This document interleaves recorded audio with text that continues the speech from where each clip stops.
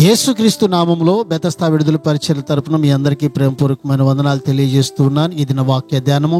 కుమారుని ముద్దు పెట్టుకొనుడి, లేని ఎడల ఆయన కోపించును, ఆయనను ఆశ్రయించు వారందరూ ధన్యులు. కీర్తనల గ్రంథం 2వ అధ్యాయము 12వ వచనం. పురాతన కాలాల్లో ఒక పరిపాలకుణ్ణి ముద్దు పెట్టుకోవడం అంటే ఆయన అధికారాన్ని గుర్తిస్తూ ఉన్నట్టు సూచించడం.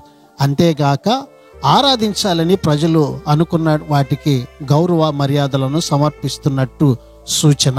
కుమారుణ్ణి ముద్దు పెట్టుకోవడం అంటే ఆయనకు వ్యతిరేకంగా చేస్తున్న తిరుగుబాటునంతటిని మాని హృదయపూర్వకంగా ఆయనకు లోబడి ఆయన్ను రాజుగా స్వీకరించి ప్రభువుగా ఆరాధించడమే.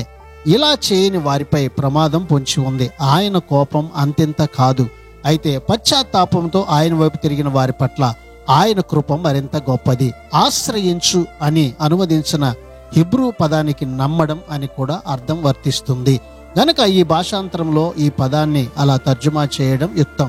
క్రీస్తులో నమ్మకం ఉంచటం ఒకటే దేవునితో సఖ్యతకు క్షేమానికి మార్గం. ఈ దినాన్ని దేవుడు మనకిచ్చిన ఈ వాక్యాన్ని బట్టి ఆయనను ఆశ్రయిస్తూ ఆనందకరమైనటువంటి జీవితాన్ని దీవిద్దాం. అట్టి కృపను దేవుడు మనందరికీ దయచేయనుగాక. God bless you. దేవుడు మిమ్మల్ని దీవించి ఆశీర్వదించునుగాక.